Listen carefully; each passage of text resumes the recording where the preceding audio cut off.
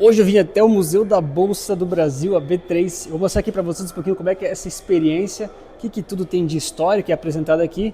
Talvez, quem sabe, um pouquinho mais sobre a nossa bolsa aqui do Brasil. Bora! Faz mais ou menos 6 anos que eu queria fazer isso. E hoje eu vou até São Paulo conhecer a B3, nossa bolsa de valores aqui do Brasil.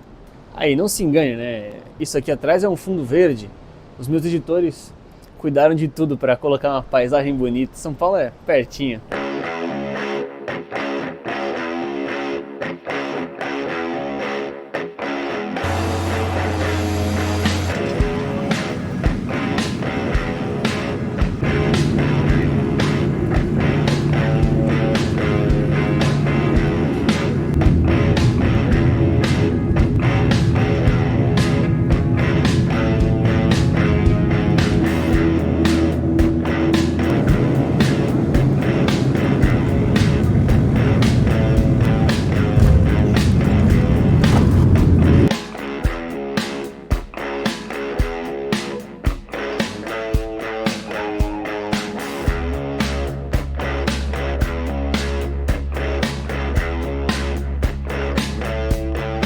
Bom, e já comenta para mim se você já veio no Museu da B3, você tem vontade, porque a entrada é gratuita. É só vir, se programar um pouquinho antes, fazer uma reserva lá no site deles, mas basicamente você consegue conhecer tudo aqui do museu e ter um pouquinho de contato também com a bolsa, que é ali embaixo, e, enfim, né?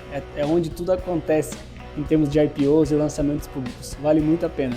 Ó, já aproveita para deixar o like e se inscrever aqui no canal, hein?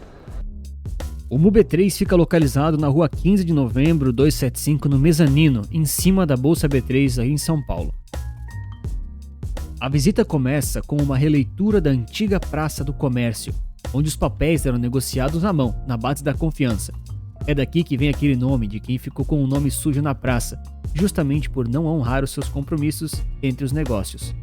Esse aqui é o quinteiro, uma balança rudimentar usada no Brasil Colônia para pesar o ouro em pó. E a função é muito simples, calcular o quinto, ou seja, 20%, que é o que o governo português confiscava de toda extração legalizada. Antes mesmo de existir bolsa ou mercado, o Estado já sabia como arrecadar, não é mesmo? Em 1827, o governo já tinha problemas com o excesso de gastos, e então ele criou o Tesouro Nacional. Assim, ele emitia dívida e pagava juros para quem emprestasse dinheiro para ele. Na época, os juros era de 6%. Assustador, não é mesmo? Hoje em dia a gente já tem quase 15% com a nossa Selic atual.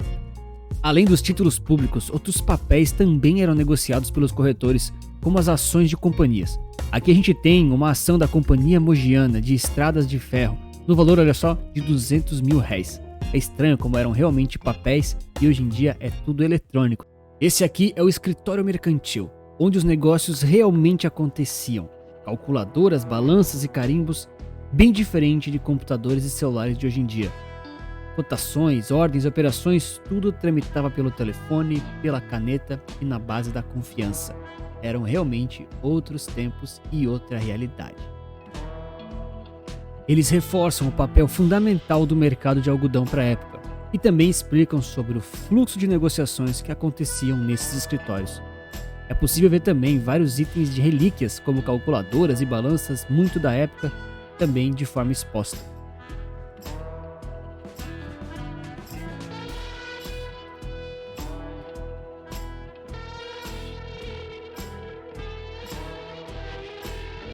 Interessante, né? Como hoje em dia a gente tem as liquidações totalmente automáticas, tem tudo totalmente dentro da tecnologia, da internet, e antigamente era tudo assim, manual. A gente tem itens interessantes como carimbo, telefone, livro de ordens e de registros.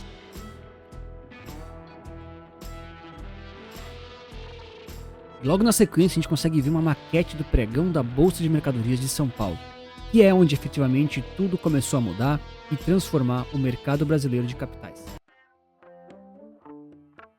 Dos anos 30 aos anos 60, o café e o algodão deixaram de reinar sozinhos no Brasil, e o país começou a passar por um intenso processo de industrialização, o que levou também ao grande crescimento do mercado de capitais, que está altamente ligado com a tecnologia e com a comunicação.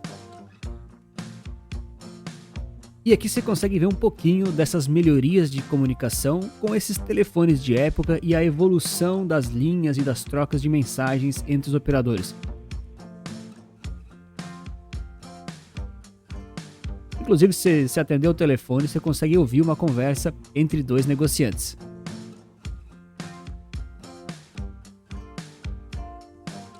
Você também consegue ver, através desse painel indicativo, a história das bolsas.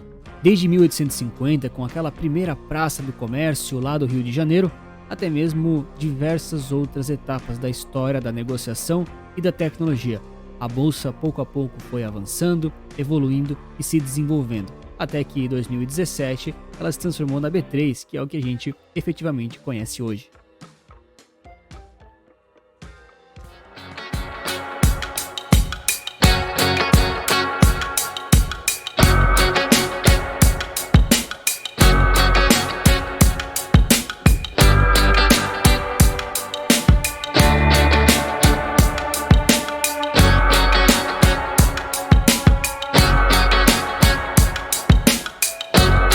Essa aqui é uma das partes mais interessantes, porque tem desde um pouco da história de como é que o pessoal estava no pregão, com toda a questão aqui do viva voz, do fervo que era com os operadores todos, até um pouco da história aqui em relação a como é que as cotações eram apregoadas, o book de ofertas, o times and trades. Então você tem também o jaleco característico, mas você tem aqui, por exemplo, o GIS, né, justamente porque as coisas eram escritas na pedra aqui, justamente manualmente. Depois era esse sistema de tickers, que efetivamente já é um pouco mais digital, um pouquinho mais eletrônico, e efetivamente hoje a gente já tem aqui, ó, os gráficos, tá? Inclusive isso aqui é ao vivo da bolsa, tá? Então tem aqui a BDR da Apple, tem aqui também a própria cotação da B3 aqui, tem aqui o dólar, tá? O dólar inclusive, ó, 5,65, e aqui em cima tem um pedacinho do mini índice futuro do Ibovespa, né? Olha a quantidade de negócios aí que eles acabam processando. Então tem justamente essas 3 gerações aqui diferentes de como é que os preços eram postados, negociados e assim por diante.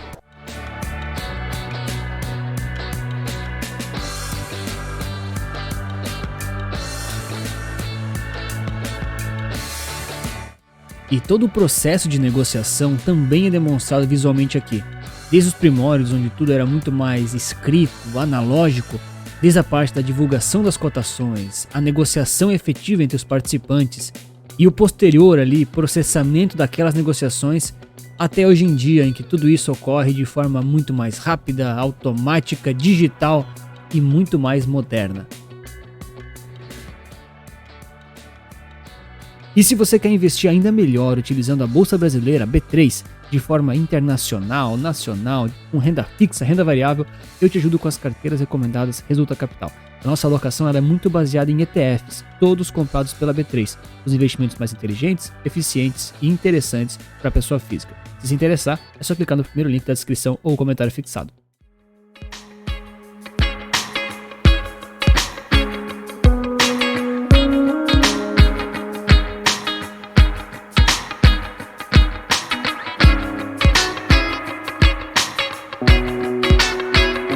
Aqui a gente chega na parte importante, aos parceiros aqui. Então eles elencam, né, além do Sistema Financeiro Nacional, tem aqui também as corretoras, todos os profissionais de mercado, companhias listadas, tem também aqui os bancos comerciais, bancos de investimentos, gestor de recursos, CVM e, claro, o Bacen.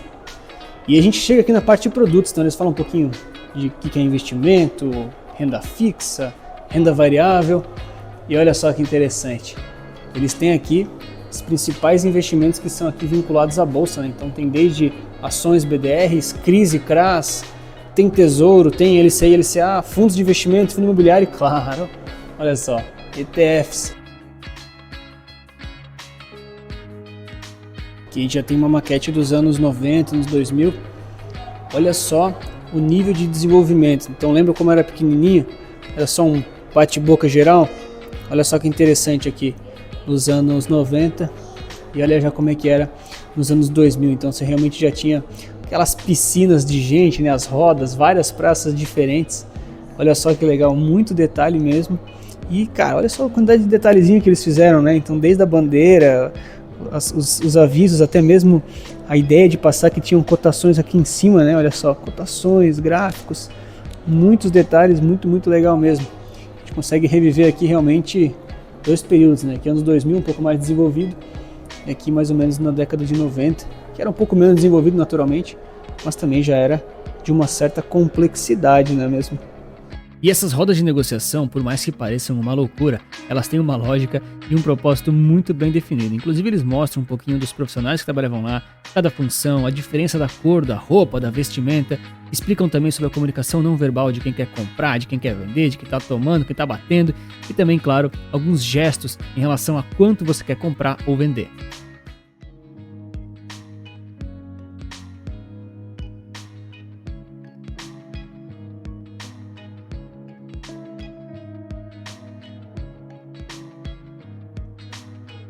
E eles destacam também uma série de pessoas e personalidades que marcaram a história da Bolsa. Inclusive, olha só, existe a Eufrásia Teixeira Leite, que foi a primeira mulher a investir na Bolsa de Valores.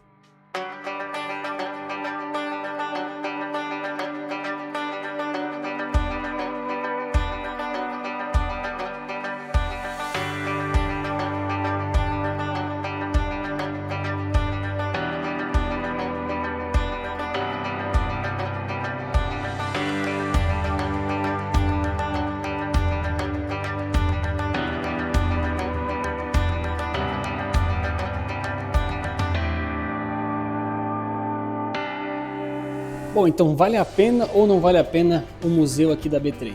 Cara, com certeza vale muito a pena. Pra você ter noção, a entrada é gratuita, você conhece basicamente aqui o setor da bolsa também, onde tem realmente os IPOs, os lançamentos, é aqui mesmo, tá? Tudo aqui mesmo, as cotações ali atrás. E realmente é um ambiente muito interessante para quem gosta de investir e acha tudo isso interessante. Talvez vai valer mais a pena se você vir numa terça-feira, numa quarta, devem ser os dias mais vazios, porque se você vier num dia muito cheio, pode ser um pouco ruim assim, fica muito movimentado, vai ter mais barulho, vai ter toda uma questão de movimentação maior. Mas é muito legal, vale muito a pena. E quem é de São Paulo ou da região e simplesmente ainda não veio, cara, tá moscando, tá? Vale muito a pena e querendo ou não, a gente não sabe até quando a bolsa vai ser assim aberta e assim disponível.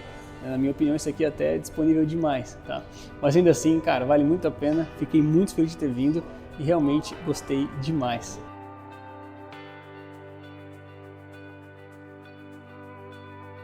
Então por que você tinha que vir aqui para o Museu da Bolsa? Cara, uma experiência muito diferente, é no centro de São Paulo. Se você mora por aqui e gosta de investimentos, realmente compensa e vale muito a pena. É claro que você não vai viajar 10 mil quilômetros só para simplesmente vir aqui, né? A não ser que você tenha muito tempo e dinheiro. Se você é da região, vale a pena, realmente compensa.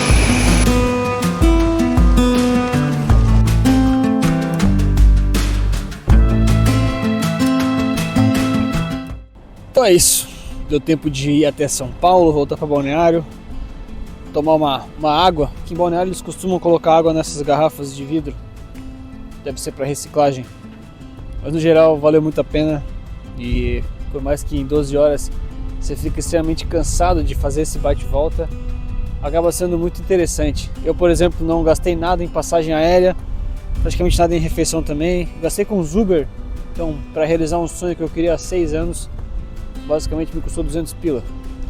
Imagina se eu conseguisse simplesmente com 200 pila realizar todos os meus sonhos, no caso 200 pila a cada sonho, pô, tava realizado, resolvia hoje mesmo. Então basicamente isso, se você conseguir ir para o Museu da B3, vale muito a pena, é muito interessante, claro, faça isso de forma inteligente, não saia gastando tudo só para ir lá e pronto.